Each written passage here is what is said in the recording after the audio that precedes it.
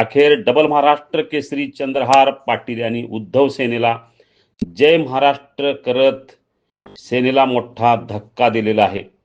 2 महिन्यापूर्वी म्हणजे 21 एप्रिललाच महाधुरळा यूट्यूब चॅनेलने चंद्रहार पाटील हे ठाकरे गटाला सोडणार अशी बातमी दिली होती. अखेर 2 महिन्यानंतर ही 67वी महाधुरळाची बातमी खरी ठरलेली आहे. डबल महाराष्ट्र केसरी चंद्रहार पाटील यांच्यासाठी उद्धव ठाकरे यांनी काँग्रेसला अंगावर घेतले होते लोकसभा निवडणुकीत.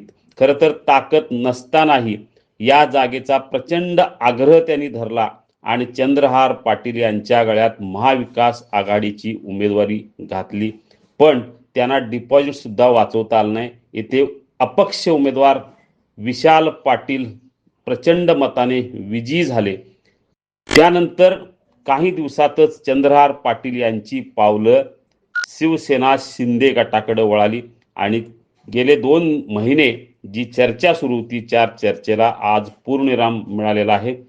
ठाणे येथील नेहरू नगर येथे सायंकाळी उपमुख्यमंत्री एकनाथ शिंदे आणि अनेक मंत्री आमदार खासदारांच्या उपस्थितीत चंद्रहार पाटील यांनी शिवसेना एकनाथ शिंदे गटात प्रवेश केलेला आहे.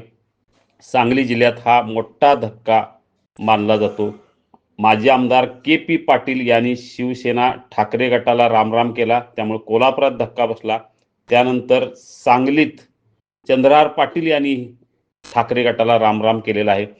आगामी महापालिका विधान परिषदेनंतर आणखी काही निवडणुका आहेत, जिल्हा परिषदेच्या काही निवडणुका आहेत.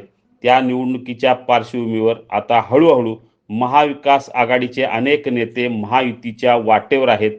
येत्या 1-2 महिन्यात असे अनेक प्रवेश होण्याची शक्यता वर्तवली जात आहे. त्या दृष्टीने हालचाली सुरू आहेत.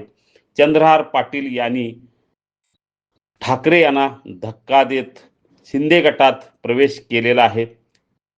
2 महिन्यापूर्वी महाधुरळानं दिलेली बातमी खरी ठरली. त्यामुळं आता राजकीय क्षेत्रात महाधुरळाची 67वी बातमी खरी ठरलेली आहे. आपल्याला अशाच काही बातम्या आणि अपडेट हवे असतील तर आत्ताच सबस्क्राईब करा महाधुरळा यूट्यूब चॅनेल. धन्यवाद.